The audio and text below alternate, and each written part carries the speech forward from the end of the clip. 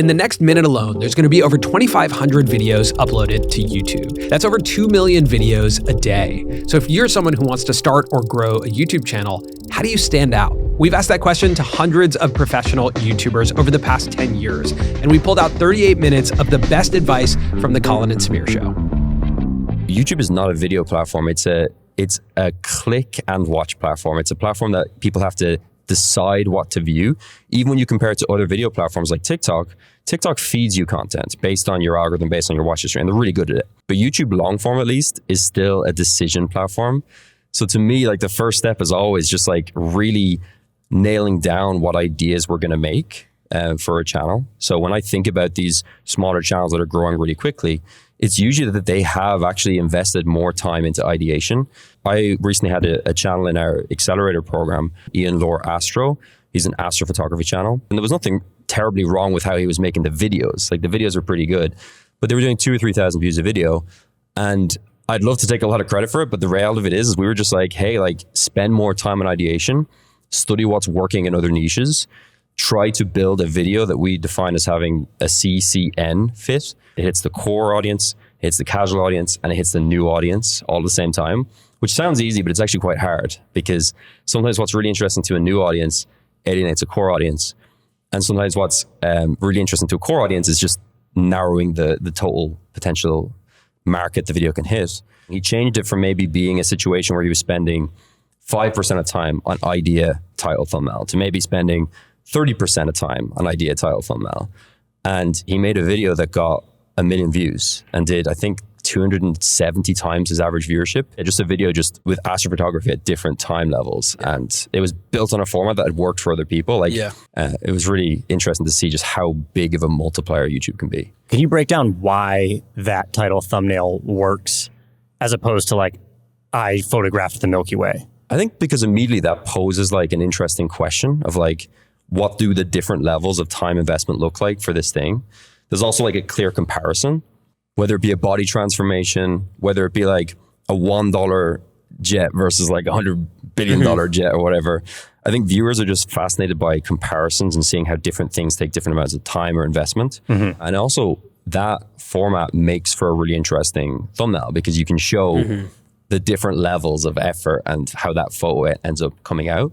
But those little differences can just have such outsized returns, which it breaks my brain sometimes. We worked with this creator, his name was Tim Gabe, and he had a video which was 6 UI hacks. And someone on my team helped advise him on just like a tiny thumbnail change. And the difference between the thumbnail he had before and the thumbnail he had afterwards was, I would say maybe it was like 30, 40% better, the one afterwards. Like, it wasn't a huge difference. But the video ended up getting 40 times more views per day. And that's what breaks my brain. And I think what a lot of creators like fail to realize is how much of a difference those small details can make. Sometimes it is about just like realizing where you need to invest more time and focus and just improving those little details. If you want to be a successful creator, you have to embrace the fact that your audience is not only the final audience, but they're also your focus group. Traditional media, you've got the focus group and then you've got the intended audience. That distinction goes away. Your fans are your focus group. And if you don't listen to them, you're not going to be a successful creator long term. There's two aspects to your content. There's the product and there's the performance. And a lot of really, creatively purist people can never accept that the performance of the content, and so therefore like the marketing, the title and the thumbnail, are important. And potentially just as important or more important than the content itself. Now, we've always said the content is king and we want to have a great product and we're never going to let that suffer. But getting people to watch that is such an important part of it. If you don't embrace the quality of the product and then the performance itself of that product, it just can't happen. You're going to lose too much steam. We have like the most uptight process for launching a new YouTube channel that I've ever heard of.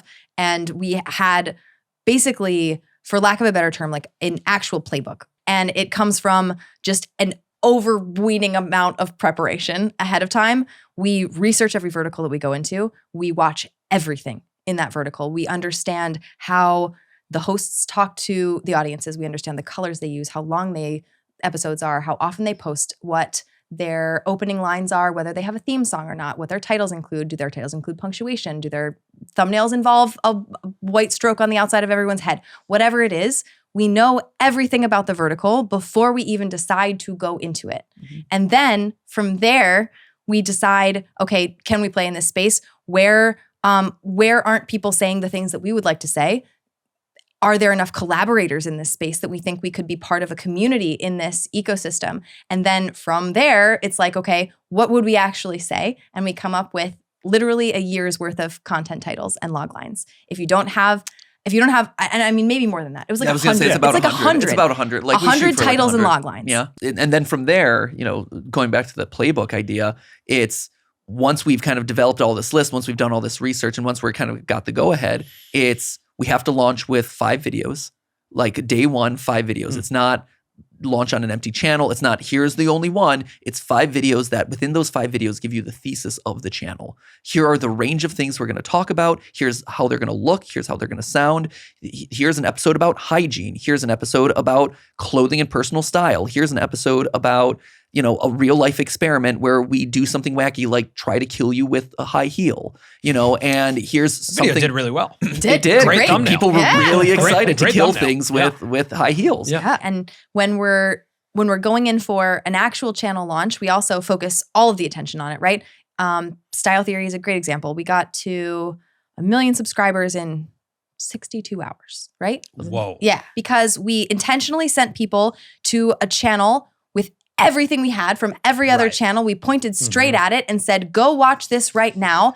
And when they landed there, they landed on 5 20-minute episodes. If you make it through all those episodes, it's 100 minutes of watch time on a brand new channel. We actually got flagged or something. YouTube thought we were spamming. Yeah, because of... And they tried to demonetize the channel. There were problems early on because we got it worked out. YouTube's internal systems couldn't handle all of the watch minutes that were suddenly flooding to this new channel. Yeah. That's super interesting, I think. We have some principles of a good YouTube intro from what we've seen. Upon click, the first 7 seconds of a video is about confirming the click. It's just is this matching my expectations? Or is it clickbait, you mean? Yeah. So basically, our first rule is it just slightly off? Got it. Right? Did they stretch just even a little bit further than what I was expecting? Cool. So obviously, or is Mark Rober not there? Kind of. Yeah. That'd be a good example. Exactly. Of me. Or is Mark Rober on Zoom?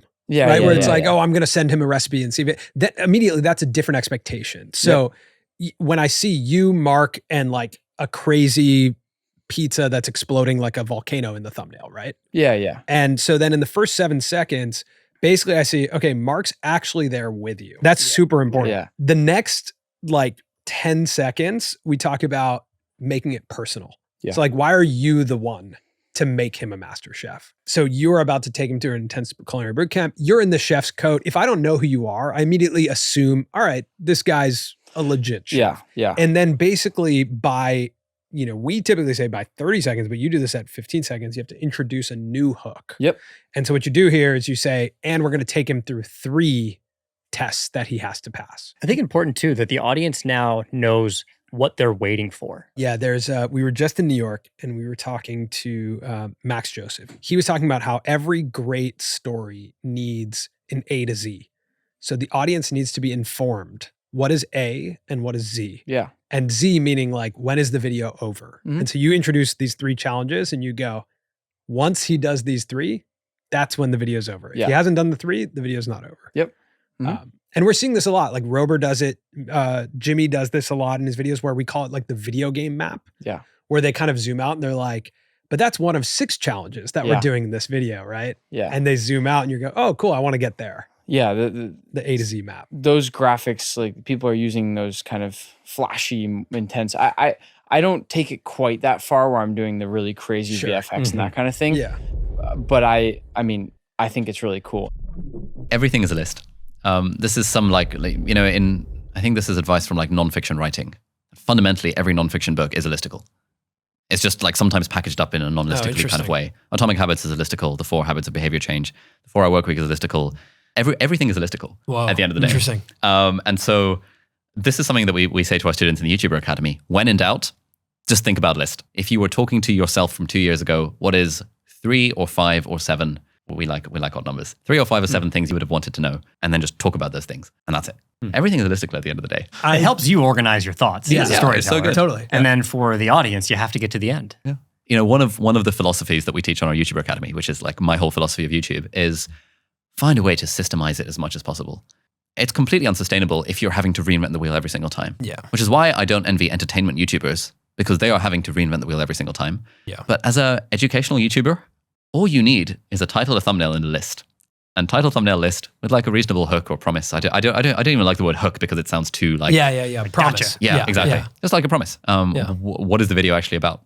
You know, the title is 17 purchases that save me time. In this video, we're going to talk about 17 purchases that save me time. Number 1 is a padlock. But I like that framework of like, you know, all you need is a idea, thumbnail, or you say title, thumbnail, and a list. Yeah. Yeah. That's so good. I like that a lot. That's so good. I think number 1 on the laws of writing good videos, Doc. Ooh, I would love to hear the laws of writing good videos. Law number 1, control the scope. Make sure the point isn't too broad. Keep it narrow, keep it focused. Love that. Number 2, don't waste the viewer's time. It's almost the same one again. What is the point? Make your point as concisely as possible. Number 3, load up the learning outcomes.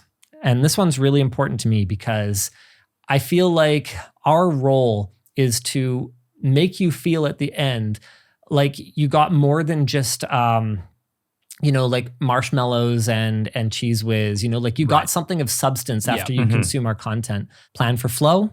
Some ideas will have a natural order. It could be physical, outside to inside. It could be temporal, beginning to end. It could be conceptual, start with the background info, current events, future speculation, but make sure that you have a clear idea. 5, make it personal. Provide context. It's not always obvious how good a screen is, how impressive someone's subscriber count is. Right. Remember who you're talking to. You know, not every video is for everyone. So you guys are going to see this a lot, right? Sometimes you guys are going to do a video that's really targeting brand new creators who've never done anything. Yep. And sometimes you guys are going deep into the weeds for people who, if they don't have like 1 million subscribers, it's probably not applicable. Don't worry about it. Yeah. Right? Plan for the payoff. Really important to me. Tell and show us how to feel. Man, and this is part of the context one too. Provide context. When you're presenting to the camera, it captures a fraction of your energy. It captures a fraction of your emotion. So you have to overdo it. If you don't overdo it, you end up just flat and boring. Number 10, have fun. The audience's bullshit detector is like finely tuned. Yeah. Finely tuned. If they can tell that you don't give a shit, why should they give a shit? What process or structure would you recommend for someone who maybe has never even written scripts before? You're basically just thinking about how do I rehook them every time we move from one segment to the next? How do I make it completely clear at all times what this particular segment is going to be about? So is essentially, the transition between each segment, is that essentially introducing a new problem? So like a rhythm of problem and solution? Yes. Yeah, exactly. That's a really good way of thinking about it. So if we take it another way and think of an entertainment thing, someone like Max Fosh is trying to break into an aquarium or something, and we will have it set up that the first segment is, but first I needed to get myself a giant fish costume or something. And so we know, right, okay, the first problem he's encountering is he needs to buy this giant costume. And then say over the course of the segment, he buys the costume, he makes his way to the aquarium, and then he discovers something like, but then I realized the costume was too big for me to fit in the door. And then you realize, okay, so the next problem we're dealing with is how does he actually gain access to the building?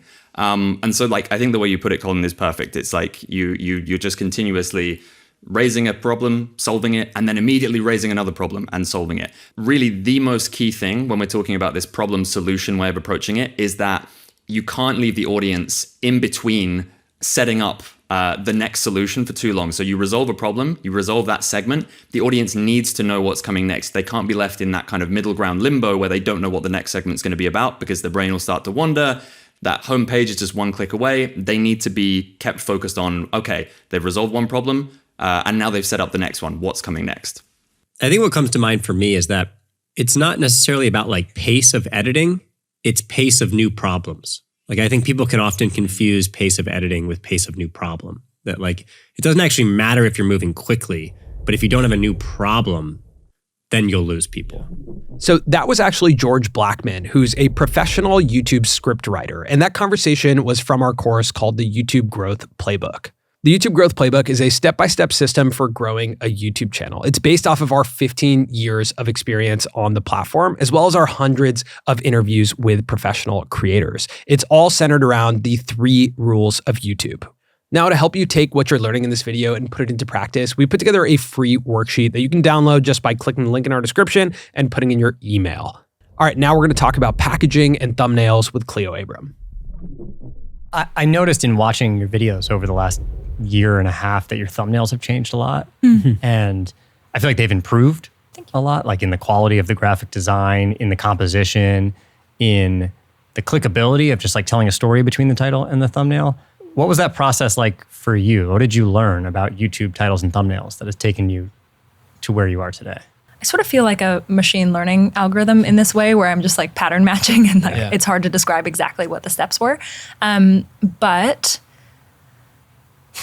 maybe it was you guys, maybe it was someone else. The 3 things rule, that you want to have 3 things and only 3 things. We've talked about that quite a bit, yeah. That's been really helpful. Thinking about the thumbnail as part of the story, like noticing what I like. I have a big deck. It was a lot of titles and thumbnails that I admire, and then I just looked through and I tried to articulate why I admired them so much. And a lot of it had to do with like Tom Scott's relationship between his titles and his thumbnails, and the way that he's like in action in many of them. And there's an arrow that's pointing to something specific, and I love that. Sometimes it's tricky because I'm trying to maybe include my own face, probably because it's sort of a signal that this is a show that people have clicked on before, but also include something that is not necessarily like me in action in the field. Sometimes I'm in the field, but sometimes I'm not.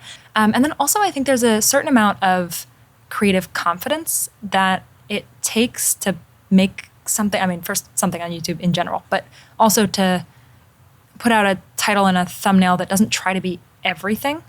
And sort of assumes that you're going to create that curiosity gap and that people will click it and that it will work. I think very early on I was trying to like put the whole video in the title and thumbnail, and now I'm a little bit more relaxed about it, and that's actually helped. And so it's an exercise in choosing those 3 things and like making that actually work. Something really interesting about your thumbnails, and we were speaking with you yesterday about this, is that realism is really important to you. Yeah. And that is not necessarily the YouTube meta. Like that's not really what's fully happening across YouTube. Right. Realism. How much do you think about that, care about that, where the brand of being a creator goes? Yeah, I think it's super important. I think for a while, it's something that I thought was just assigned to me, like the idea of, if I want to be a creator, I have to be like Mr. Beast and ZHC. Like I have to have a logo as my channel name and my channel like profile picture. And I actually did that. I like changed my profile picture to an eyeball. What does that even mean? What does an eyeball have to do with me? And I did it because I was like, I was thinking it's one of those correlation is not causation type of situations where I was like looking at the top and seeing what they do, not realizing that I'm just a human being. I'm like not planning to build an empire. I don't want to build an empire or anything. I just want to connect with people and make videos I love. And so it is important to be intentional. Like I think about even how fonts communicate to people. Like I changed my font from being somewhat more corporate to something that's like so normal. That's just on everyone's computer. And it just feels more like me. And I think that like if creators can find those little things, like what song just feels like me, what font feels like me, what video feels like me. And it comes down to realism too, like with the thumbnails. And I found that realistic thumbnails just feel like me. It feels like, if my face is not like, then I feel more connected to the thumbnail. If I'm just making a very subtle face that's like, because it's realistic and I'm like, oh, that's legit. Also, the concepts that you do are rooted in realism. Like they don't feel sensational. The titles might be somewhat sensational. Like I spent, 24 hours in the world's quietest room or loudest room. Like there's a superlative there, right? That fits into what performs on YouTube. Then when you watch it, a lot of it is rooted in the relationship you have with the guy who runs the room, right? Or like the people you meet. You've done such a good job of creating characters out of those people. One of my absolute favorites is the underwater hotel. Yes, it's so fun. The Daniel. Guy you meet, what's his name? Daniel. Sweet Daniel. Yeah, Sweet Daniel. Hello. Hello. Have dinner. No way. Now, another thing is in your sensory deprivation video, you also showed this moment of really vulnerable, raw emotion. Yeah.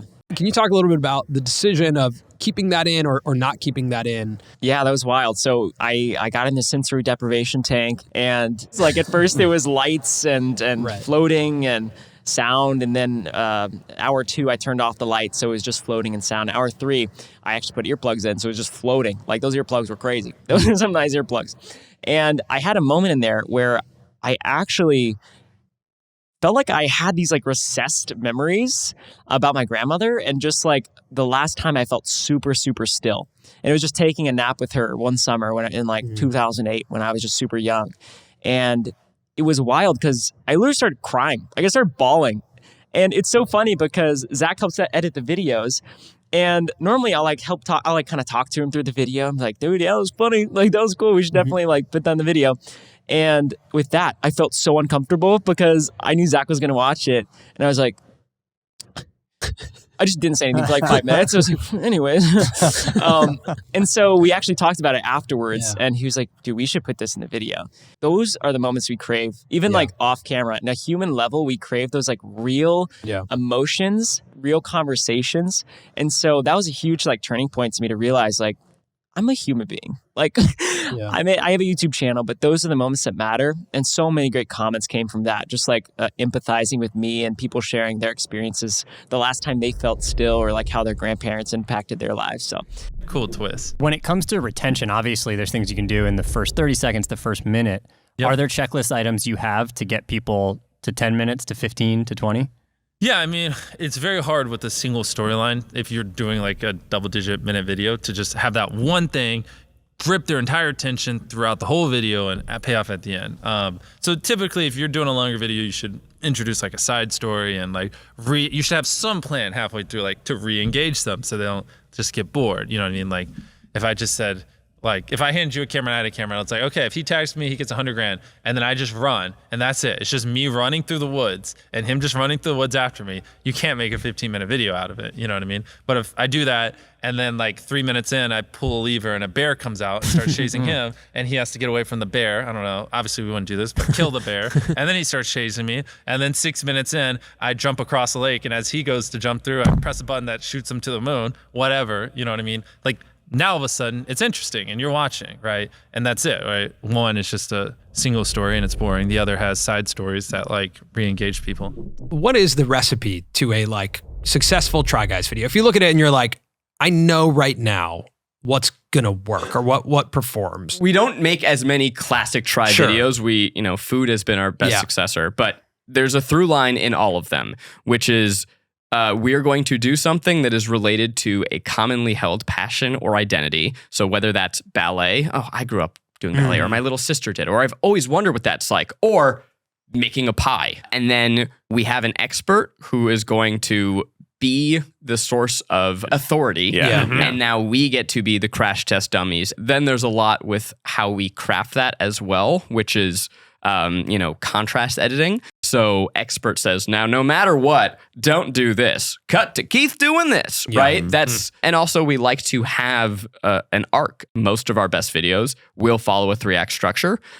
We have a first act break. At the second act break, we do have the Dark Night of the Soul, where the character is at their lowest so that we can then see them triumphantly rise and use something they learned earlier and succeed. And I think a lot of our best videos also have to have some stakes, whether that's a performance or feeding what we've done to an expert. And that's also a sense of reveal. But we've learned a ton on how to structure our videos based on audience retention. And that's learning that once they see the big reveal at the end, the video is over. So now, if you have any reflection where we've gone through this incredibly transformative emotional experience, you need to start hearing the reflection underneath and during the final performance, the final reveal, whatever. Because once we're done revealing, you got it. Out. 30 seconds, video's over.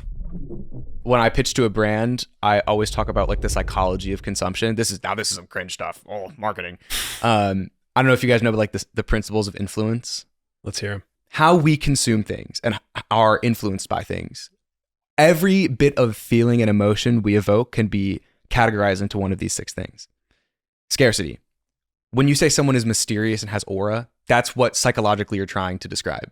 Like you upload once every 8 months and it's like a big deal. That's a Michael Reeves. That's like, someone who's uploading high quality, low quantity content. That's people like that, right? Consistency, the opposite of that in a sense.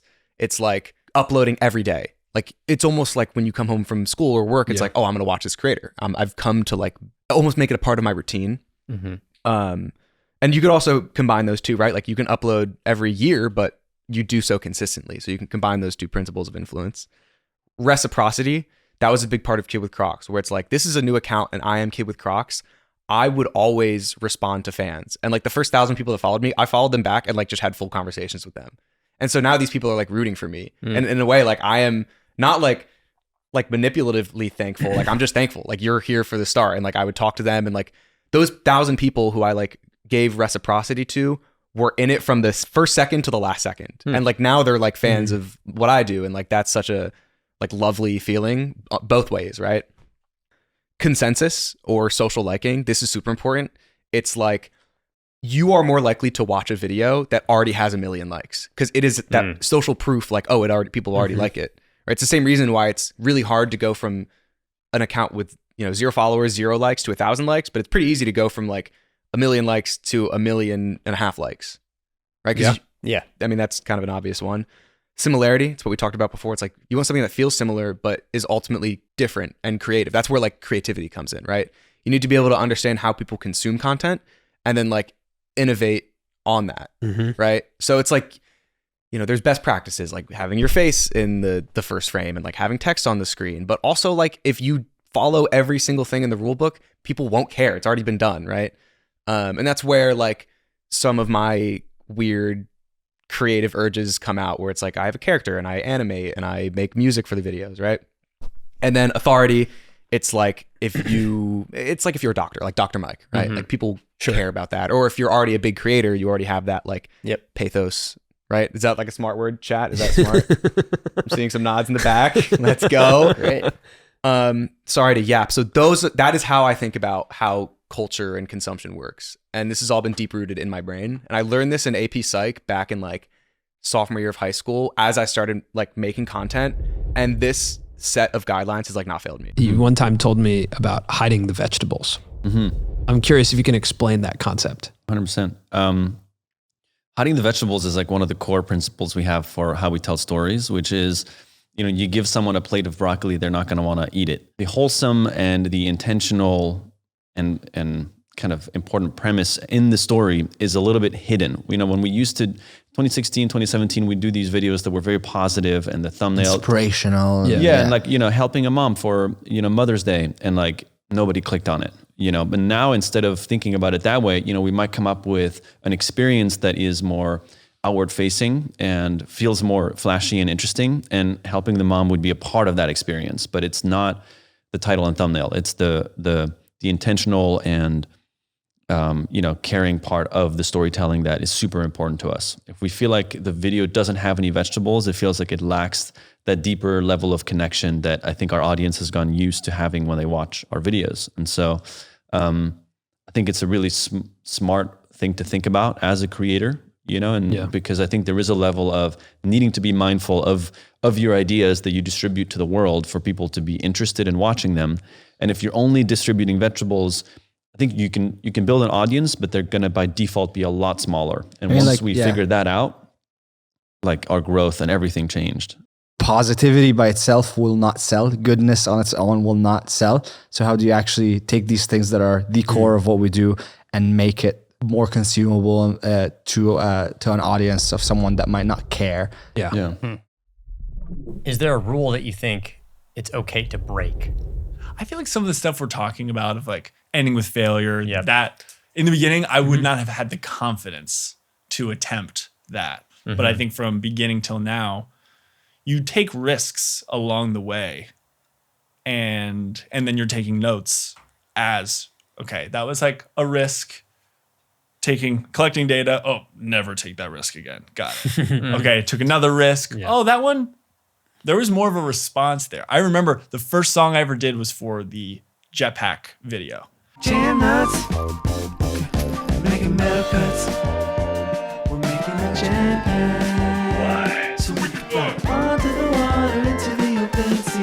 Huge risk. In my head, I'm like, I can't make music for a YouTube video. That breaks the rules. Like it completely broke the rules in my head. And then the comments were very affirming of like, that was weird and fun and we liked the song. But I think it's only come from like slowly building the confidence to take more risks and feel like I'm comfortable looking dumb.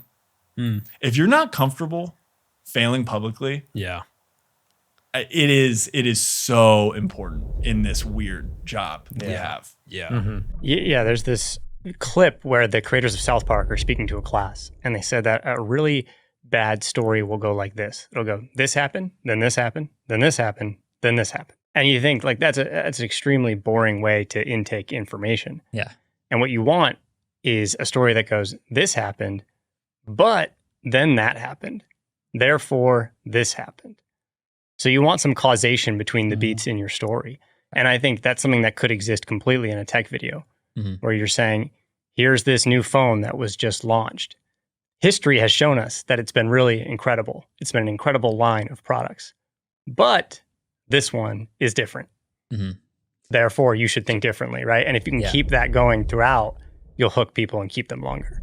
Unfortunately, when you invent something or you create something, it will inevitably be copied. As much as, you know, we can be honored that people like admire something that we did, it can mess with your head and it can uninspire you. It also, though, pushes you to do something new. Like I remember first watching your stuff and being like, whoa, this is different. This is insane. Like zoom in, No, it zoom was. out. Yeah. Your This head is- was like exploding at Yeah, it times. was a Like, lot, yeah. were you aware that you were doing something unique? Because the amount of videos on YouTube that are like, learn how to edit like Emma Chamberlain, or like how many people then did that exact style. Were you aware that you were creating a style? Like what was that era for you? Actually, I don't think I've ever told the story. Maybe I have. In high school, my friends and I used to do these like dance routines. Like we'd make dance routines. I was a cheerleader. Some of my friends were cheerleaders. Some of them were dancers, whatever. But we'd make these like funny dance routines. We'd film them on the webcam of my laptop during lunch. And then during my next class, which was history, I would edit them on iMovie. I mean, this was just simply for my friends and I's enjoyment, right? The reason why I zoomed in was so that you could see it better. It wasn't like for emphasis or for this or for that. Right. Then I started to become obsessed. I was like, this is so fun. Like editing these dance routines is what makes it funny. Like zooming into one of my friends' faces, doing this, doing that. And I don't even remember how that happened. It was such an automatic thing. From there, like I didn't do that on YouTube at first. My dad gave me the advice. He was like, you should treat your YouTube channel how you treated those videos that you used to make with your friends.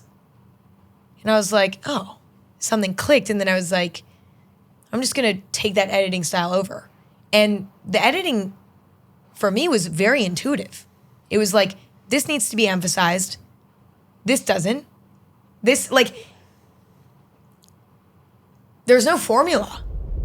It was just like, what's gonna make this funny to me? Short form content is driving more algorithmic discovery. I would argue that like at the beginning, before you found media market fit, like the best strategy is no strategy. It's like speed of iteration. Try a lot of things. See what you love, find your voice, find yourself. Step 2, again, if I'm thinking about how to do it as a creator in 2025, you have to move beyond shorts. Now, you don't have to, but there are dangers if you don't. It becomes harder to build a direct-to-fan community and a direct-to-fan business. There are creators who have figured this out. But because fans are less willing and likely to pay for short-form content, and because when you're at the ultimate top layer of the internet, you are more subject to the whims of the platform's direction of traffic. It's a more volatile environment to build a long-term sustainable business versus finding a format like you guys have found where you've got this repeatable long form thing that your audience enjoys every week, and you have these, you have like these long conversations and people are listening to them and building loyalty to you and building loyalty to the format. I think there's a key step if I'm doing it as a creator, is like find my audience on Shorts and then figure out after that, how do I build a long form media format and a tighter community around that format. I would say that's step 2. Whenever people ask about starting out, they're like, oh, I really like tech. I want to make videos about tech. Any tips for starting?